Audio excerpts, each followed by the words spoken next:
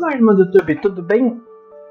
Nos últimos vídeos, na pergunta número 4, se perguntou: podemos descobrir a existência de Deus através da razão? E a questão número 5, que foi o último vídeo, que mesmo podemos descobrir a existência de Deus através da razão, por que muitos negam a Deus? Isso eu vou deixar para vocês verem no próximo vídeo, quem está vendo esse vídeo pela primeira vez.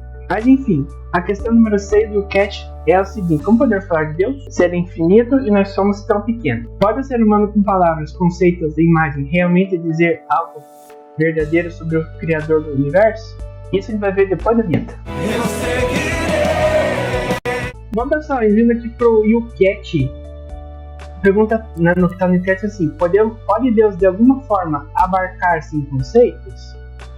Pode-se falar razoavelmente dele?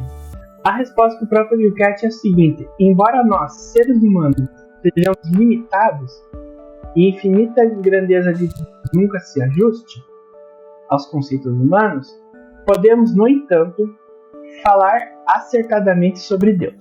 Vindo para o catecismo, quem quiser ler, dá uma pausa no vídeo aí, mas em resumo, fala o seguinte: ao defender a capacidade da razão humana em conhecer a Deus, a Igreja fala com todos e a todos os homens, com base no diálogo. Isso através também das outras religiões, da filosofia que não crê, em ateu, e também das ciências. Já para o número 34. Errou! Perdão, número 40. Fala o seguinte: nosso conhecimento de Deus é limitado, e também nossa capacidade de falar dele.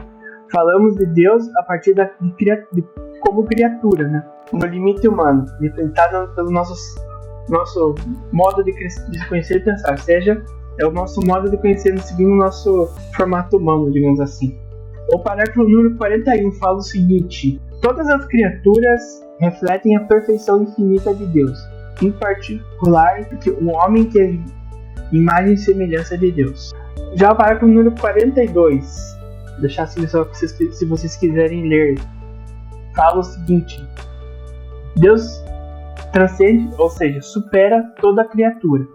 Por isso é importante, como eu posso falar, tirar o que tem uma imagem errada de Deus, né? Ou seja, é importante purificar a partir da nossa imaginação e imperfeição a imagem que temos de Deus, pois nunca conseguiríamos descrever Deus completamente. Devemos ter dificuldade do modo que se falamos de Deus.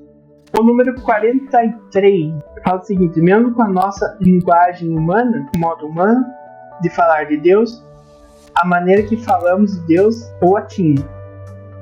Nossa linguagem não está à altura de Deus. Não devemos rebaixá-la à condição de simples criaturas. Ou seja, a gente tem como criaturas humanas, nós temos um certo limite para nos falar de Deus, né? Deus é assim, nesse caso a gente seria o quê? Um átomo, e Deus é universo de universo de universo de tamanho, só tá mais que isso, né? Aliás, por que podemos falar de Deus com confiança? Porque ele mesmo quis falar conosco primeiro. A imagem de Deus assim, questão. Indo para o número 48. Nós podemos realmente falar de Deus partindo das múltiplas perfeições de criaturas. Semelhança de Deus infinitamente perfeita, ainda que nossa linguagem limitada não consiga esgotar o mistério. E pessoal, para resumir o que foi falado no CAT, para fazermos afirmações sobre Deus, utilizamos imagens imperfeitas e noções limitadas.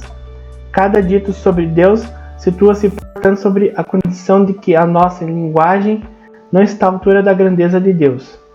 Assim, temos continuamente de purificar e melhorar nosso discurso sobre ele. Tá, João, mas assim, como o exemplo que pode citar sobre Deus? Nós podemos falar também a partir de Jesus, né? Jesus Cristo, que é a palavra viva do Pai. Nele, Deus se tornou visível, audível e próximo. Ou seja, antes assim não tinha uma imagem, como eu posso falar, uma imagem intrata certa de Deus, né? A gente tem que tomar cuidado. E depois que Jesus se revela, nós vamos ver isso nos próximos vídeos, ele é uma imagem, vamos dizer assim, referência de nós, né? Que, né, com isso Deus se tornou visível, audível e próximo. E para complementar, falar de Deus é sempre um ato de humildade e de amor. Humildade é porque reconhecemos que ele é mistério. Falamos também de amor porque ele mesmo, sendo mistério, quis revelar a nós, se revelar a nós. Mas nossas palavras são pequenas. Mesmo quando ditas com fé, elas se tornam um ponto entre o céu e a terra. No Newcat para crianças, o número 8 fala o seguinte, né? Pergunta número 8. Como se transmite o conhecimento sobre Deus? O conhecimento sobre Deus foi transmitido desde o início, pelo povo de Deus. Foi escrito na Bíblia, celebrado na liturgia e proclamado na igreja. O povo de Deus é uma comunidade em que se experiencia com o Deus vivo. Foi corretamente entendido e passado de geração em geração. Cada cristão que vive a sua vida com Deus tem sua história para contar. E geralmente os pais e avós transmitem essa experiência a seus filhos e netos, dando continuidade à fé em Deus. Muitas vezes são os amigos que contam, mas sobre como descobriram Deus. Quando os cristãos dizem como Deus se revelou a eles, ou Ele conduz suas vidas e os cura, dão um testemunho da sua própria fé. Bom, pessoal, a pergunta número 4 do enquete para crianças fala o seguinte: alguém pode reconhecer Deus? Não sem sua ajuda. Deus é maior do que todas as imagens e pensamentos que as pessoas fazem dele. Deus é um grande mistério. Crer em Deus significa estar em segurança com Ele. Deus nos ama, mas nós não precisamos ter medo, porque junto com Ele tiramos o melhor de nós mesmos. E para complementar, pessoal, né? Pergunta número 6 pergunta assim: como podemos crer em Deus? Acreditar em Deus significa: coloquei toda a minha confiança naquele que mais me ama. Aceito o que Ele me revela e me esforço para fazer o que Ele me diz.